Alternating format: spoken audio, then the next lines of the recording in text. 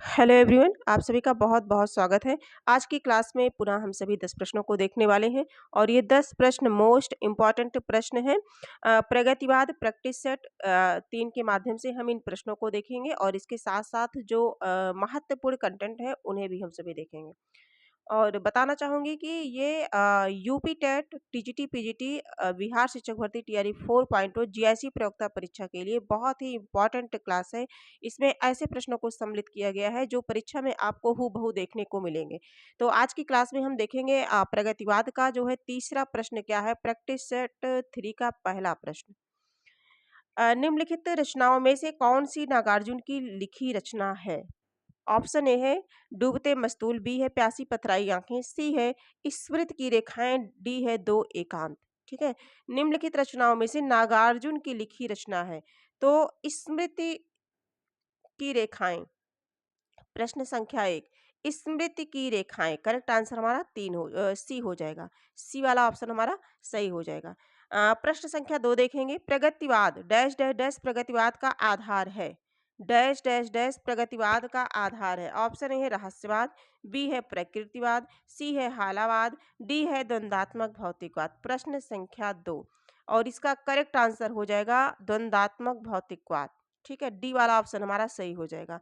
प्रश्न संख्या 3 देखेंगे। ये केवीएस पीजीटी 2015 का बना हुआ प्रश्न है। प्रश्न जितने भी प्रश्न इसमें हैं वो सब अपने आप में बहुत ही इंपॉर्टेंट है। प्रश्न संख्या 3 है जमुन जल तुम काव्य के रचनाकार हैं। ऑप्शन ए है भवानी प्रसाद मिश्र, ऑप्शन बी है शिवमंगल सिंह, सी है धूमिल, डी है केदारनाथ अग्रवाल। तो प्रश्न संख्या 3 की बात हम कर रहे हैं। तो जमुन जल तुम काव्य है और इसके रचनाकार को पूछा जा रहा है तो इसका करेक्ट आंसर हो जाएगा केदारनाथ अग्रवाल, यानी कि डी वाला ऑप्शन हमारा सही हो जाएगा। अगले प्रश्न पर हम चलते हैं।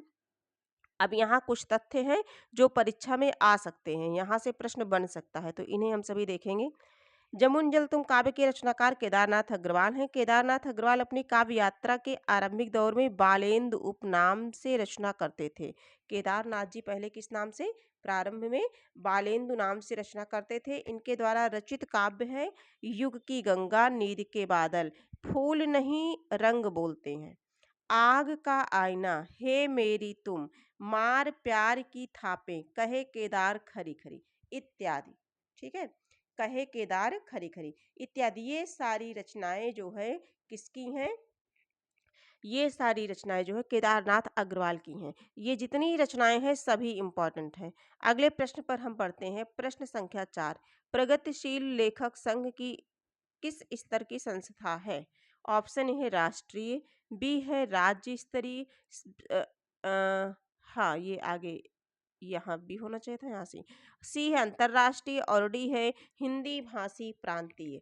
प्रगतिशील लेखक संघ के बारे में आप सभी को विधिवत बताया गया है तो इसका जो करेक्ट आंसर हो जाएगा 4 नंबर का जो करेक्ट आंसर है वो हो जाएगा यह एक अंतरराष्ट्रीय है। क्या है, अंतरराष्ट्रीय स्तर की संस्था है। अब इसके विषय में थोड़ा देख लेते हैं। देखिए, इसकी स्थापना 1935 ईस्वी में किसने की थी, सज्जाद जहीर ने, और कहाँ की थी, लंदन में की थी। कहाँ की थी, लंदन में। और हमारे भारत में 1936 में प्रगतिशील लेखक संघ की स्थापना कहाँ हुई, लखनऊ में। ठीक है, और जिसके प्रथम अध्यक्ष कौन थे, मुंशी प्रेमचंद्र थे। इसके प्रथम अध्यक्ष कौन थे, मुंशी प्रेमचंद्र।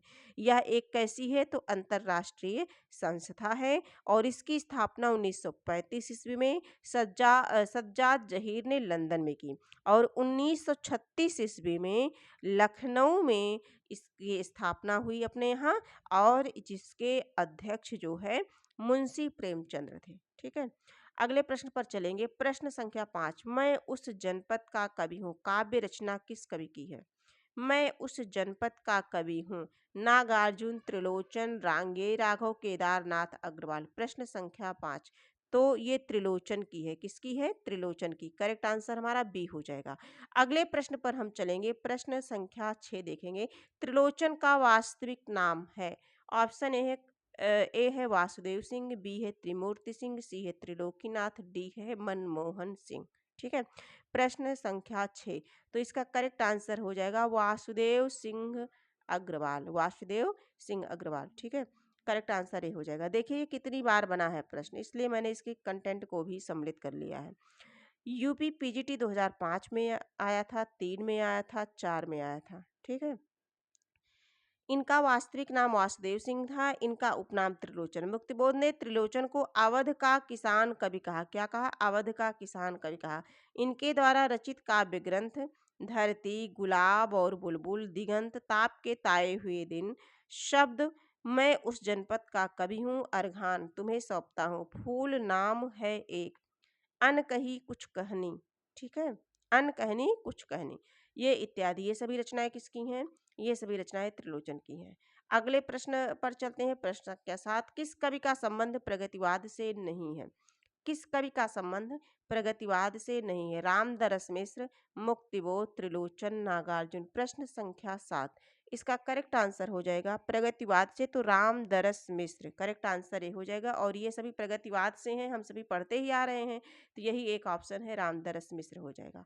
अगले प्रश्न पर चलेंगे, थोड़ा रामदरस मिश्र के विषय में देखते हैं। देखिए, मुक्तिबोध को प्रगतिशील कविता तथा नई कविता के बीच का सेतु, सेतु का मतलब क्या होता है? पुल, है ना, तो सेतु माना जाता है किसे? मुक्तिबोध को। और रामदरस मिश्र का संबंध साठोत्तरी कविता से है। किससे है? साठोत्तरी कविता से है। युग की गंगा किसकी रचना है? प्रश्न संख्या 8, युग की गंगा किसकी रचना है? चारों ऑप्शन है हमारे समक्ष, इसमें से करेक्ट आंसर बताना है। केदारनाथ सिंह, केदारनाथ अग्रवाल, केदारनाथ मिश्र, प्रभात रामेश्वर शुक्ल। प्रश्न संख्या 8, इसका करेक्ट आंसर हो जाएगा युग की गंगा, केदारनाथ अग्रवाल, यानी कि बी वाला ऑप्शन हमारा सही हो जाएगा। प्रश्न संख्या 8 और इसका करेक्ट आंसर हो जाएगा बी। अगले प्रश्न पर चलेंगे, इसके साथ फूल नहीं रंग बोलते हैं, आग का आईना, गुलमेहंदी, नीर के बादल आदि रचनाएं केदारनाथ अग्रवाल की हैं, जो बार बार परीक्षा में बनती हैं। निम्नलिखित में से कौन विशुद्ध राष्ट्रीय भावधारा का कवि नहीं है? ऑप्शन ए है सोहनलाल द्विवेदी, बी है माखनलाल चतुर्वेदी, सी है नागार्जुन, डी है दिनकर। प्रश्न संख्या 9, इसका करेक्ट आंसर बताना है। प्रश्न संख्या 9 का करेक्ट आंसर हो जाएगा नागार्जुन। विशुद्ध राष्ट्रीय भावधारा का कवि नहीं है, तो कौन है? नागार्जुन। ठीक है, अगले प्रश्न पर हम चलेंगे। हाँ, सोहनलाल द्विवेदी, माखनलाल चतुर्वेदी और दिनकर राष्ट्रीय भावधारा के कवि हैं। आगे हम सभी देखेंगे। प्रश्न संख्या 10, युग धारा के रचयिता हैं सुमित्रानंदन पंत, नागार्जुन और महादेवी वर्मा, केदारनाथ अग्रवाल। तो अ, ये जो रचना है युग धारा, युग धारा किसकी रचना है? प्रश्न संख्या 10 है हमारा, और युग धारा जो है महादेवी वर्मा की रचना है। किसकी है? महादेवी वर्मा, है ना, जो कि छायावाद की कवयित्री हैं। अब इनसे संबंधित देख लेते हैं। युग धारा,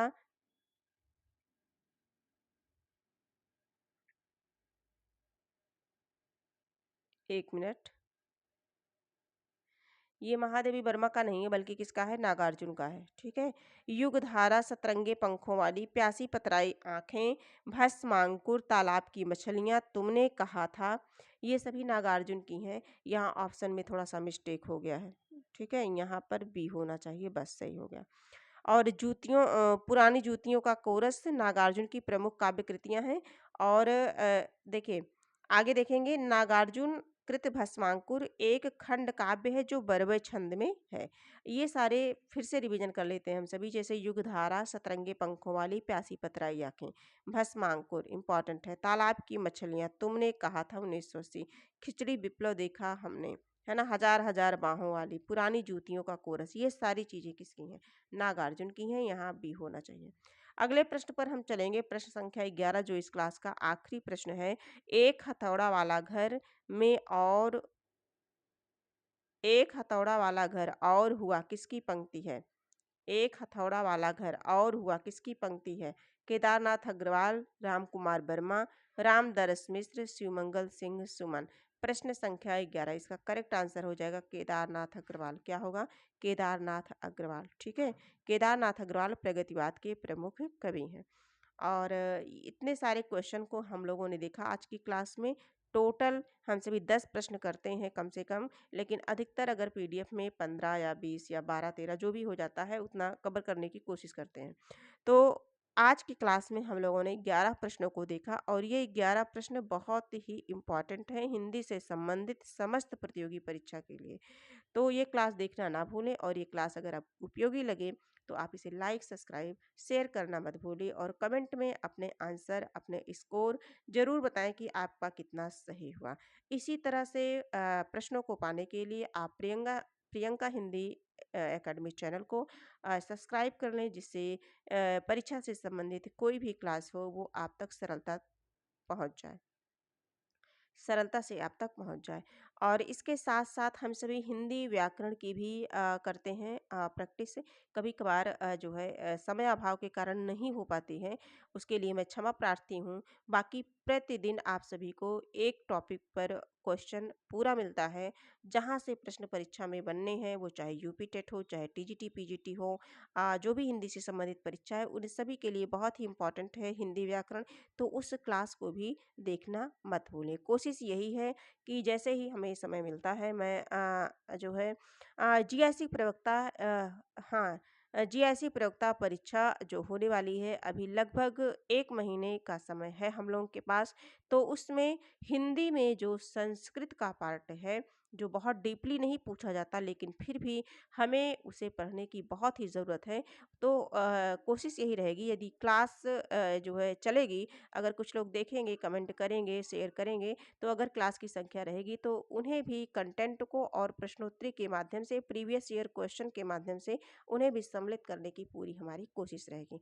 तो क्लास को देखिए और जो भी अपने विचार हों, वो आप कमेंट बॉक्स में देना मत भूलिए। तो आज के लिए इतना ही। हम फिर मिलेंगे कुछ महत्वपूर्ण तथ्यों के साथ। उसके लिए आज के लिए इतना ही। धन्यवाद।